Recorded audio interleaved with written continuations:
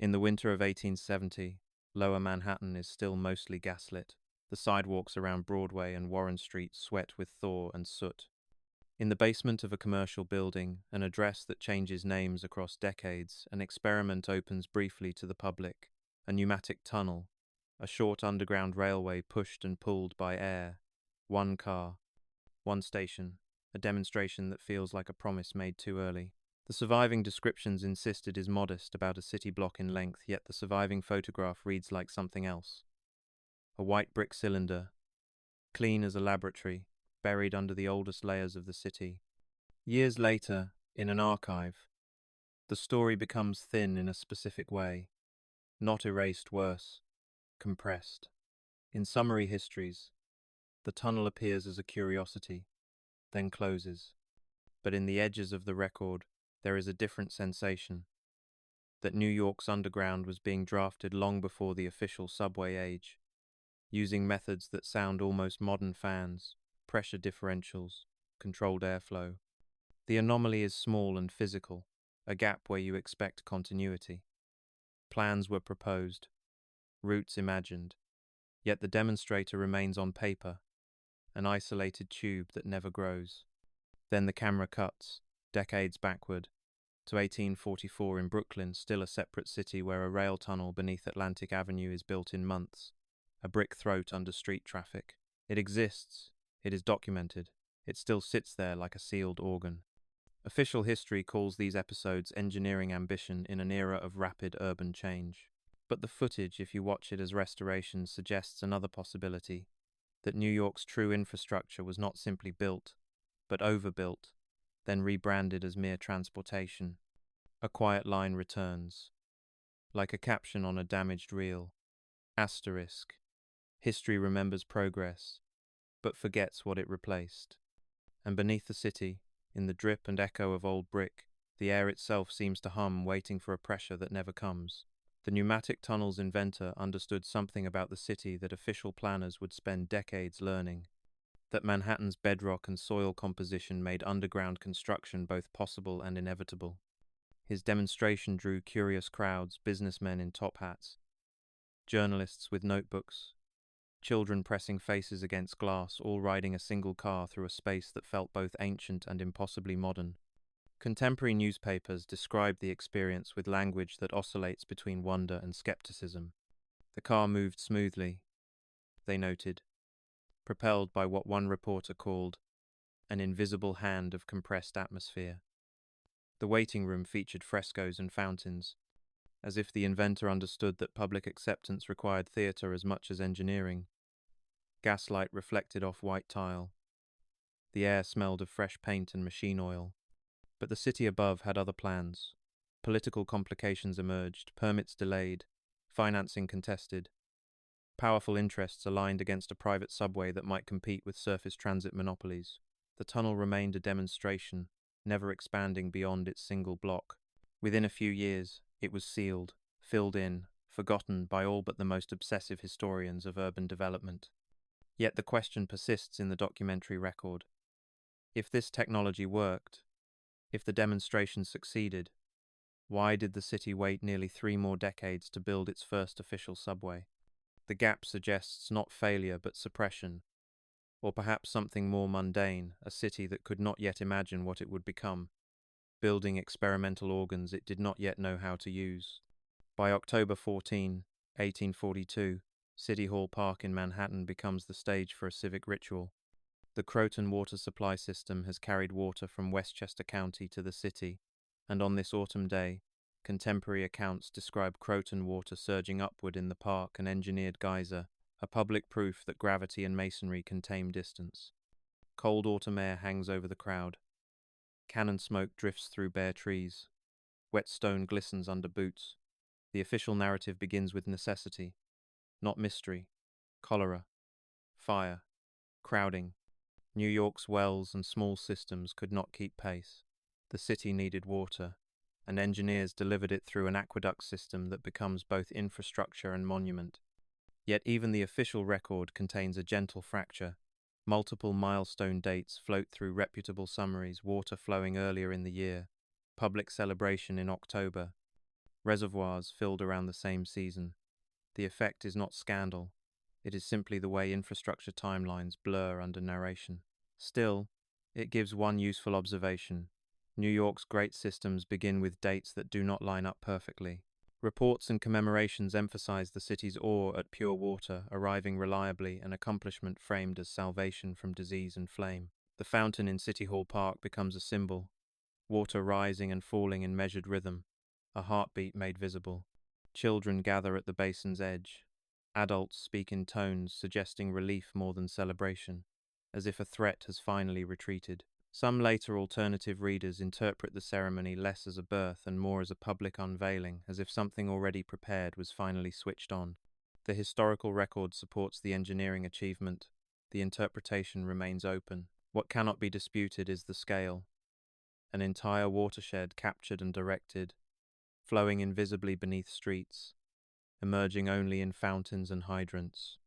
The project had consumed years of planning and construction.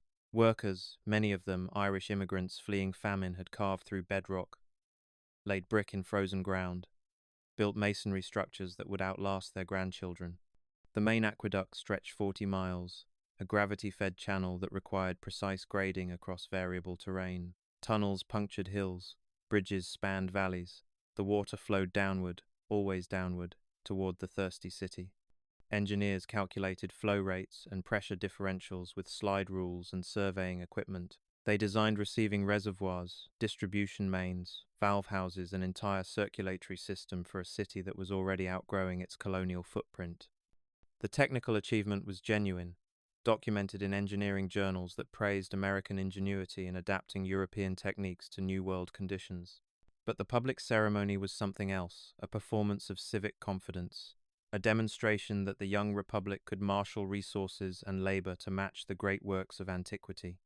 Speakers invoked Rome, invoked Moses, striking water from stone, invoked divine providence, blessing American enterprise. The fountain became a kind of altar where secular progress received its benediction. City Hall Park remains today, and the idea of the city as a machine remains. But the sound motif lingers. Water under pressure, made visible for a moment, then hidden again. The fountain's hiss becomes a kind of civic music, a constant reminder that what sustains the city flows just beneath perception. Was the system's opening the moment water first flowed, the day the reservoir filled, or the day the city staged its geyser? The official story contains all three, leaving historians to choose which date matters most. In the archive, it was called an engineering triumph. Under the streets, it became a permanent heartbeat. Decades later, urban planners would study the Croton system as a template for comprehensive infrastructure development. The lesson seemed clear. Great cities require great systems, hidden foundations that enable visible life. But another lesson remained unspoken, that cities remember their monuments more clearly than their necessities, that a fountain makes better theatre than 1,000 miles of buried pipe. By 1848, the High Bridge rises over the Harlem River, carrying water across a valley in stone and masonry. River fog clings to the arches. Wind moves through the openings with a low whistle. A metallic chill hangs in the spray, where water courses through the enclosed channel above. Officially, High Bridge is a practical crossing water carried from upstate to the city's distributing reservoirs. Yet nearly every responsible description points to the same aesthetic fact. It resembled an ancient Roman aqueduct, a conscious architectural language used to communicate permanence and authority. The 15 arches, their regular rhythm, the monumental scale all invoke precedents from an empire that built for centuries. This matters because it establishes a pattern. New York's essential machines were dressed in classical forms, not just for beauty, but for legitimacy. A city sells its infrastructure as civilization, wrapping pipes and pressurized flow in the visual vocabulary of temples and forums.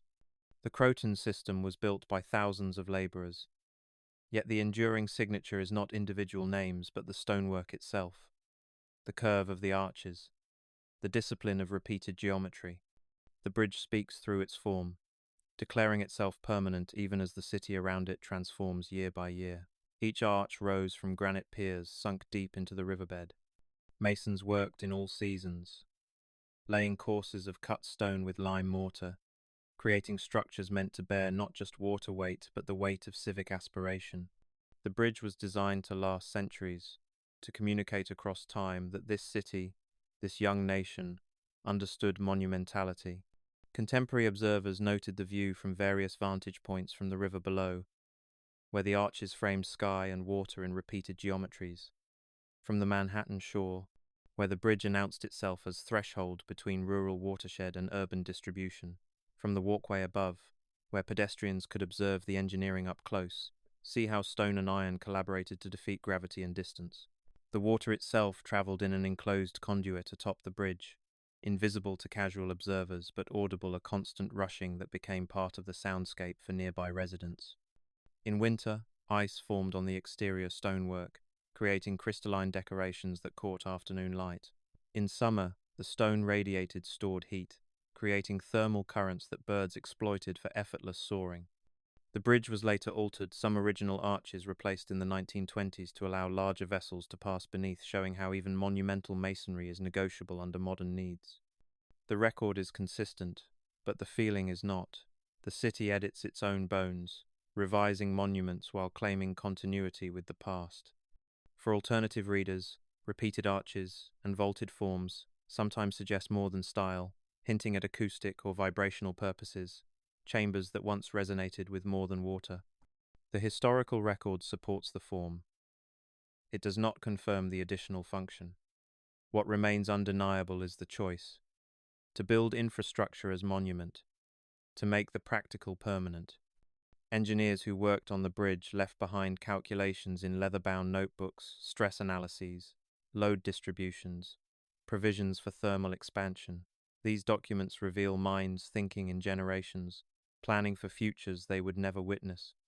One engineer's marginal note observes, "The bridge must teach as well as serve, must declare our commitment to permanence in an age of temporary things." The bridge still exists, restored for pedestrian use in the 21st century, an artifact that refuses to become only text or memory. Visitors walk where water once flowed, looking down at the river and up at stone arches that were meant to last far longer than the city that built them. In many retellings, the aqueduct is completed by 1842, while the bridge opens in 1848, an overlap that can feel like a continuity error until you remember. Systems come online in segments, piece by piece, section by section, until the network closes and flow begins. The city called it a conduit. The camera sees an aqueduct, an ancient form reborn under a new flag. Workers who built the bridge came from a dozen nations, speaking languages that blended on the construction site into a pidgin of technical terms and commands.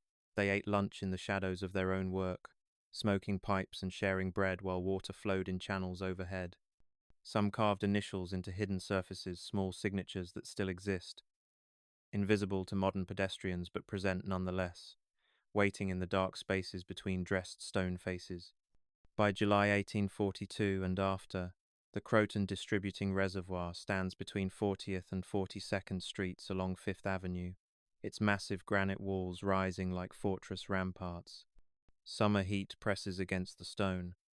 Distant carriage wheels rattle on unpaved roads. A dry wind carries dust from uptown construction sites. The official record describes an above-ground reservoir with walls so thick and tall they become a promenade, citizens walking atop their water supply as if on a fortification. Many accounts note the facade read as Egyptian in feeling an exotic antiquity reinterpreted as municipal design. The walls stretched for blocks, creating an inland sea of public water in the heart of what would become Midtown Manhattan. This chapter is crucial. It shows how infrastructure and antiquity were fused. The reservoir is not a hidden tank. It is a monument, visible for blocks, dominating the skyline of mid-century Manhattan. And the monument sits where the city's nerve center will later form today. The New York Public Library and Bryant Park occupy the exact location. The walls rose 50 feet above street level, constructed from granite blocks each weighing tons, fitted with precision that suggested military engineering as much as municipal utility. 4 massive gates controlled water flow, operated by valve mechanisms that required teams of workers to open and close. The interior held millions of gallons, enough to supply the city for days if the aqueduct failed. The record preserves small human behaviors, people strolling the promenade for panoramic views, enjoying vistas across the still rural northern reaches of the island. Writers noted the experience of standing atop the city's water supply, looking down at streets while supported by millions of gallons held in granite chambers below. The reservoir becomes leisure destination as much as utility, a place where infrastructure and public life merge. Artists painted it from various angles, trying to capture the effect of this Egyptian-Roman hybrid dropped into the Manhattan grid. The walls caught light differently than surrounding buildings, older, heavier, suggesting depths of time that contradicted the structure's recent construction. Poets wrote verses comparing it to ancient cisterns, to desert fortifications, to the massive stoneworks of pharaohs and emperors. But the reservoir also functioned as intended water, distributed through miles of iron pipe to homes, businesses, fire hydrants. The system worked, reliably and efficiently, converting the abstract achievement of the aqueduct into daily reality. People washed, cooked, cleaned with water that had traveled from Westchester County through channels and over bridges, finally emerging from taps in tenements and mansions alike. Demolition in the 1890s is well documented. The city's water needs evolve, distribution systems change, land values in Midtown skyrocket. The reservoir, built to feel ancient and permanent, is removed within decades of its construction. The emotional contradiction remains. A structure designed for permanence survives barely 50 years. The demolition took months. Crews broke granite into manageable pieces, carted away stone that would be repurposed in other construction projects, or simply dumped as fill.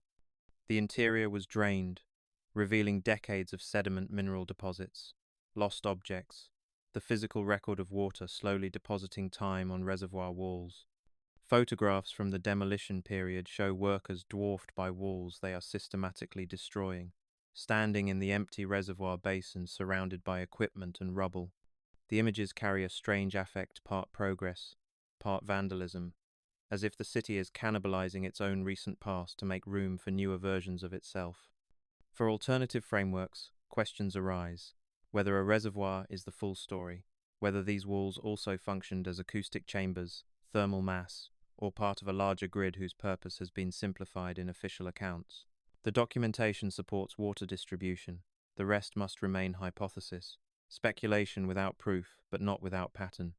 The reservoir's footprint can still be traced in the street grid, certain building lines, park boundaries, underground infrastructure that had to route around what was once a massive stone perimeter. The past persists in negative space, in the shapes of absence. Commuters still pass through 42nd Street corridors where historical photographs are displayed, images of a vanished granite perimeter that once declared itself eternal, now reduced to wall-mounted prints in subway passages. The city remembers what it erased, but only in passing, only in spaces where few pause to look. The aqueduct is celebrated in October 1842, yet key components were already operating earlier. New York's birthdays don't resolve into one date, they stack like sediment, layer upon layer, creating timelines that resist singular moments of origin. If history is written by survivors, who erased the rest? By 1844, the Atlantic Avenue Tunnel runs beneath Brooklyn's streets, then a separate city from Manhattan, a brick-lined passage built for rail traffic with startling speed and confidence. Damp brick walls weep mineral water. The smell of old stone and earth fills the air. Lantern light trembles against soot-darkened surfaces. The tunnel is not rumor. It is registered, measured, named in official records. Built in 1844, running beneath Atlantic Avenue in what was then the independent city of Brooklyn, it served railroad traffic connecting ferry terminals to inland rail lines. The engineering is straightforward, a cut-and-cover tunnel, brick-lined, designed to move trains below street level rather than through surface crossings. Officially, it served its purpose and later fell out of use as railroad routes changed and newer systems superseded older infrastructure. The story is clean.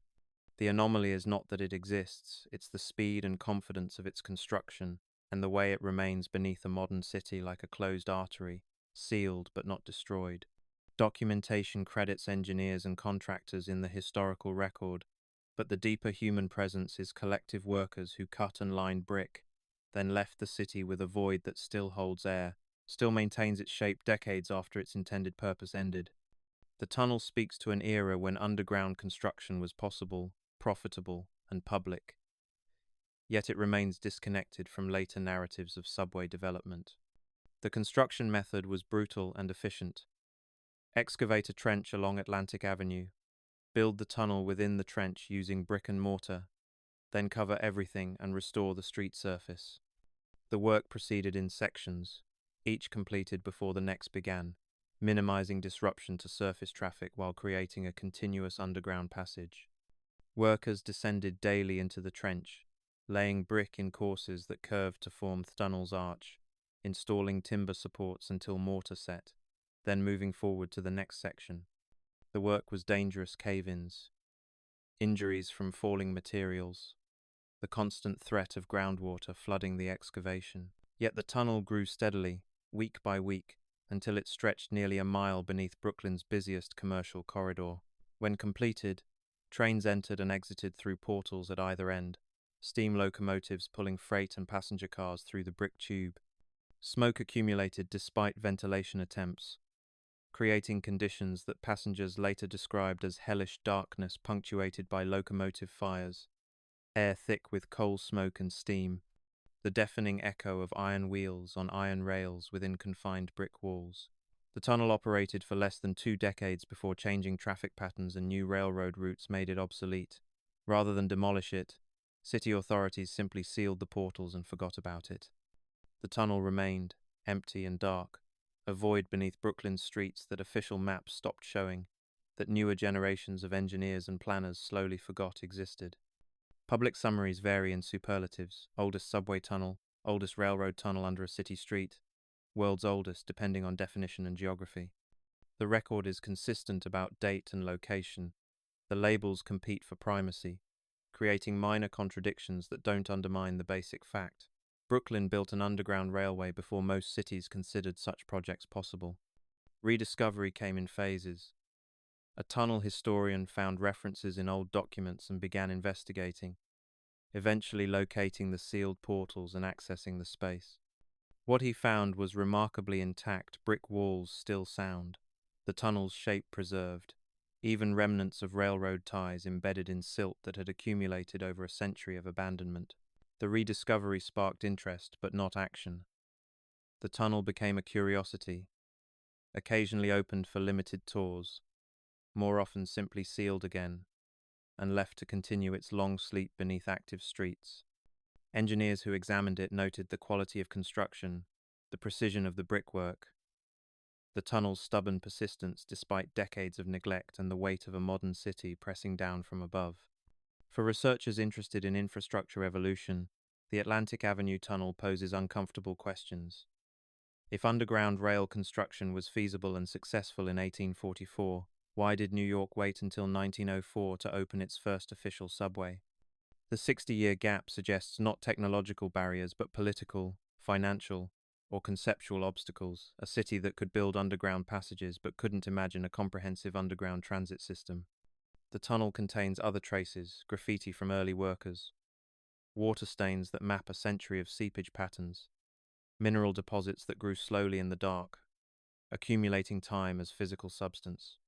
Some surfaces show tool marks from the original construction, ghost signatures of hands that shaped brick and mortar into a passage meant to be temporary but accidentally permanent. Alternative interpretations suggest the tunnel might have served purposes beyond its documented railroad function: storage, smuggling routes, infrastructure connections that were never officially recorded. The evidence remains circumstantial, supported more by absence than presence, by gaps in documentation that might indicate secrecy, or might simply reflect poor record-keeping in an era before systematic archiving. What cannot be disputed is the tunnel's continued existence, a void that persists beneath a transformed city, waiting in darkness for functions that never materialize, for trains that stop running before living memory begins. Step back. Look at the sequence. 1842. Water arrives with ceremony and dates that blur. 1844. A tunnel appears in Brooklyn with surprising speed. 1848. A monumental bridge crosses the Harlem River dressed as Roman aqueduct. 1870, a pneumatic tunnel demonstrates underground transportation, then vanishes into bureaucratic silence. The pattern is not conspiracy, but something more mundane and more strange. A city-building infrastructure it doesn't fully understand, creating systems that exceed immediate needs, constructing monuments that claim permanence while planning their own obsolescence. New York in the 19th century was a machine for growth, consuming land and labor and capital at rates that seemed to alarm even its boosters. The city doubled and redoubled its population across decades, spreading north across Manhattan Island, jumping across rivers to Brooklyn and beyond, creating a metropolitan region before anyone used that term. Infrastructure followed and preceded this growth. Aqueducts built when the city was still small carried water for the metropolis it would become. Tunnels excavated for specific routes anticipated underground networks that took generations to materialize. Bridges designed for one era's traffic patterns had to accommodate next era's increased loads. The documentary record preserves engineering reports, cost estimates, political debates, all the procedural evidence of infrastructure development, but it preserves less well the emotional climate, the sense of building at the edge of imagination, creating structures whose full purpose might not be realized for decades or even centuries. Engineers who worked on these projects left calculations and drawings, technical specifications that reveal minds thinking systematically about water pressure, load distribution, thermal expansion, but they also left marginal notes, letters to colleagues, journal entries that hint at different concerns, aesthetic ambitions, historical consciousness, the desire to create works that would outlast their creators and the civilization that commissioned them. The city's relationship with its own infrastructure evolved across these decades. Early projects like the Croton aqueduct were public spectacles, celebrated with parades and speeches and fountains that made invisible water briefly visible. Later projects became more routine. Infrastructure development normalized into something expected rather than miraculous. Yet the monuments persisted, High Bridge declaring itself Roman, the distributing reservoir claiming Egyptian authority, structures that refused to be merely functional, that insisted on aesthetic and historical dimensions that seemed unnecessary for basic engineering but essential for civic identity. This is where alternative readings find purchase, in the gap between necessity and execution, between what projects needed to accomplish and what they actually became. A water tunnel could be simple brick and mortar. Instead, it receives decoration and vaulting. A reservoir could be utilitarian concrete. Instead, it gets granite walls 50 feet tall. The excess suggests additional purposes, functions beyond what official records document. Some researchers point to acoustic properties, to the way vaulted spaces and water channels create resonant chambers, to the possibility that these structures were designed to amplify or channel vibrations, to participate in networks of sound or electromagnetic phenomena that 19th century science was only beginning to theorize. Others suggest thermal regulation, noting how massive masonry structures moderate temperature extremes, how underground spaces maintain constant climate, how water channels and air passages could create convection currents that ventilate and cool surrounding areas. Still others focus on symbolic functions, reading these monuments as attempts to anchor the rapidly transforming city to deeper historical time, to claim continuity with ancient civilizations through architectural quotation and monumental scale. The evidence never quite confirms these interpretations, but also never quite refutes them.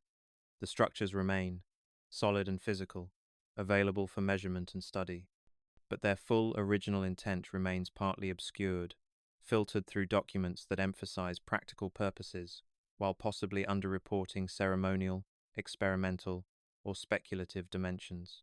In the 21st century, remnants of these systems persist in the city's substrate. The Atlantic Avenue Tunnel still exists, sealed but intact, occasionally accessed by historians and urban explorers. High Bridge stands restored, converted to pedestrian use, its arches carrying foot traffic instead of water. The Croton Aqueduct's path can still be traced through parks and preserved sections, though the distributing reservoir vanished more than a century ago. Contemporary infrastructure obscures and incorporates these older systems. Subway tunnels route around or through abandoned passages. Water mains follow updated paths while old channels remain. empty and forgotten. In the spaces between newer construction, the city's underground becomes archaeological, layers of different eras visible in excavations and maintenance access points. Digital archives now preserve documents that were once scattered across libraries and municipal warehouses, engineering drawings, construction photographs, news accounts, personal letters from workers and engineers.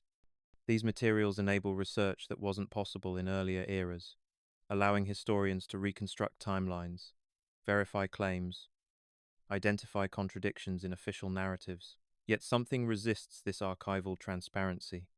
The physical structures themselves contain information that documents cannot fully capture: the acoustic qualities of vaulted spaces, the thermal properties of massive stonework, the precise alignments and orientations that might or might not serve undocumented purposes. Urban historians now study these early systems as templates for understanding how cities build their foundational infrastructure, how civic ambition manifests in monumental form, how technological confidence and aesthetic aspiration combine to create works that exceed their stated purposes. Engineers study them for different reasons: to understand material durability, to observe how structures age across centuries, to note which design choices prove sound and which require eventual revision. The old works become laboratories, experiments that have been running for generations, offering data on long-term performance that newer structures cannot yet provide. For the public, these remnants mostly fade into invisibility. Commuters pass through spaces that were once reservoirs without knowing it. Pedestrians walk above sealed tunnels without sensing the voids beneath their feet. The city's historical infrastructure becomes a kind of unconscious, present but unacknowledged, shaping contemporary life in ways too subtle to notice. Occasionally, something breaks through: a construction project uncovers unexpected remnants. A researcher publishes findings that challenge official histories. An anniversary prompts temporary public attention. These moments create brief awareness of the city's deeper foundations, then fade as attention shifts to more immediate concerns. The tension remains between what was built and what is remembered, between documented purposes and actual functions, between infrastructure as utility and infrastructure as monument. The city contains both timelines, both interpretations, and refuses to resolve into singular truth. Return to that pneumatic tunnel, that white brick demonstration from 1870. It served briefly, sealed eventually, supposedly filled and forgotten. Yet researchers who study subsurface Manhattan note unexplained voids, spaces that maps show as solid earth but ground-penetrating radar suggests might be hollow.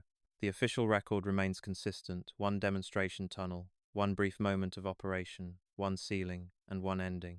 But the pattern established across decades suggests another reading: that cities build more than they document, that experimental infrastructure sometimes persists despite official closure, that voids beneath streets might serve purposes that never enter public record. Contemporary accounts describe the pneumatic system's elegant simplicity: a large fan creating pressure differentials that pushed and pulled the car through the tunnel. No complicated machinery required, just air and physics and clean white brick. The inventor claimed the system could be scaled city-wide, creating underground express routes that would relieve surface congestion and transform urban mobility. It never happened, officially. The city chose electric traction, steel rails, the system that eventually became the IRT and BMT and IND, the sprawling subway network that defines New York transit to this day. The pneumatic vision was rejected, set aside, forgotten in favor of technologies that seemed more proven, more conventional, more likely to secure financing and political support. But what if the rejection wasn't complete? What if experimental sections were built and tested in secrecy? Civilian infrastructure secretly doubled for purposes never publicized? What if the city's underground contains more than official maps acknowledge? These questions can't be definitively answered. The evidence remains fragmentary: unexplained construction budgets, unverified rumors, persistent stories from utility workers who claim to have encountered sealed passages and unknown chambers while maintaining official infrastructure. What can be stated factually is this: New York built ambitiously in the 19th century, creating systems that exceeded immediate needs and occasionally exceeded documented purposes. The city's relationship with its own underground was experimental, confident, sometimes secretive. Projects began and ended according to timelines that official accounts sometimes simplify or compress. The pneumatic tunnel's inventor died believing his system would be vindicated, that future generations would recognize air pressure as the superior method for underground transportation. He was wrong. Practically speaking, electric traction proved more flexible and powerful. But he was perhaps right philosophically, understanding that cities need experimental infrastructure, that progress requires testing alternatives, that some failures teach more than careful successes. In the century and a half since the demonstration, New York's underground has become impossibly complex. Subway tunnels, water mains, sewer systems, electrical conduits, telecommunications fiber, steam pipes, pneumatic tubes for mail delivery, themselves a later echo of the original vision, and infrastructure whose purposes are officially classified or simply not publicized. The city's substrate is no longer readable from surface observation. What lies beneath requires specialized knowledge, access to restricted documents, permission to enter spaces that public maps show as solid or empty. The infrastructure has become a kind of secret, not through conspiracy but through sheer complexity and the passage of time. And somewhere in that complexity, in the gaps between documented systems and physical reality, older works persist: brick passages from the 1840s, water channels from the 1880s, experimental tunnels from forgotten decades, all waiting in darkness beneath a city that has mostly stopped looking for them. The documentary evidence for these systems exists in scattered forms: engineering reports in university libraries, construction photographs in historical societies, personal papers donated by descendants of workers and engineers, municipal archives containing permits and contracts and cost overruns. Researchers who study this material develop expertise in reading what documents don't say and noticing absent details, unexplained expenditures, projects that appear briefly in records then vanish without clear resolution. The archive becomes a kind of negative space, where omissions and silences sometimes reveal more than explicit statements. For instance, construction budgets that seem inflated compared to documented scope, work crews that appear on payrolls longer than official timelines suggest, materials purchased in quantities that exceed apparent need. These discrepancies might indicate waste, corruption, poor accounting, or they might suggest work beyond what official records document. Contemporary researchers apply forensic techniques to historical documents, comparing multiple sources, checking calculations, mapping stated purposes against actual expenditures. The work is painstaking and often inconclusive, but it occasionally yields discoveries, projects whose full scope was never publicized, infrastructure whose purposes were deliberately obscured, systems that were built more extensively than official histories acknowledge. Ground-penetrating radar and other sensing technologies now allow non-invasive investigation of subsurface spaces, revealing voids and structures that weren't visible to earlier generations of researchers. Some discoveries confirm documented infrastructure, finding sealed tunnel sections exactly where records predict. Others reveal anomalies: chambers whose purpose isn't documented, passages whose construction date can't be determined, spaces that official maps show as solid earth. These discoveries complicate but don't overturn the historical record. They suggest that documentation was incomplete, not necessarily falsified. Cities in the 19th century operated with less bureaucratic oversight than modern metropolises. Projects could be initiated, modified, or abandoned with less systematic recording than contemporary standards require. The emotional experience of archival research involves gradually accumulating evidence, building interpretations from fragmentary clues, developing theories that remain forever tentative because definitive proof is absent. It requires comfort with ambiguity, willingness to entertain multiple possibilities, resistance to premature conclusions. What emerges is not a secret history that displaces official narratives, but a more complex, multivalent account that acknowledges both documented facts and persistent mysteries. The city's 19th century infrastructure was simultaneously exactly what official records describe and something more extensive, more experimental, more deliberately obscure than simplified summaries suggest. New York today sits atop New York yesterday, which sits atop earlier versions reaching back through centuries of colonial, indigenous, and geological time. The substrate is palimpsest, layers imperfectly erased, previous versions visible through gaps in current surfaces. Contemporary infrastructure planners inherit this complexity. Every major project, new subway lines, updated water systems, expanded electrical grids must navigate around and through older works. Construction crews encounter unexpected remnants, must route around sealed tunnels, must determine whether old infrastructure can be safely demolished or must be preserved and incorporated. The city's relationship with its own history is practical and mercenary. Historic preservation happens when it serves contemporary purposes or when organized opposition prevents demolition. Otherwise, older systems are removed, repurposed, or simply forgotten beneath new construction. Yet complete erasure proves difficult. Even demolished structures leave traces, changes in soil compaction, remnants of foundations, ghost footprints visible in property boundaries and street layouts. The past persists in these negative forms, shaping present geography in ways that contemporary residents might not recognize but that historical researchers can decode. The Atlantic Avenue Tunnel offers a case study. Sealed in the 19th century, forgotten for generations, rediscovered in the 20th, it now exists in administrative limbo, not quite abandoned, not quite preserved, occasionally accessible but mostly just there, beneath active streets, neither officially part of contemporary infrastructure nor completely removed from it.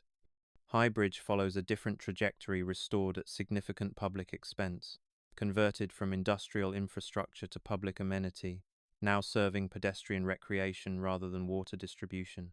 The structure persists, but its function has transformed completely, showing how monuments can outlast their original purposes and find new roles in changed contexts. The Croton aqueduct system provides yet another pattern: parts demolished, parts preserved, parts converted to other uses. The High Bridge aqueduct carries pedestrians. The old Croton aqueduct path through Westchester County became a hiking trail. The distributing reservoir vanished completely, replaced by library and park. The system fragments, each piece following its own timeline through preservation, demolition, or adaptive reuse. These different trajectories reveal no single principle governing how cities handle outdated infrastructure.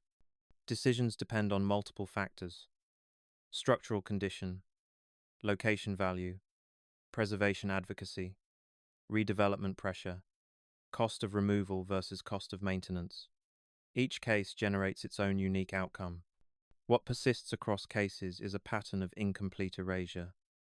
Even demolished works leave traces that eventually become visible again through documentary research, archaeological excavation, or technological sensing. The city's past remains available for reconstruction, recovery, reinterpretation by generations who never experienced it directly.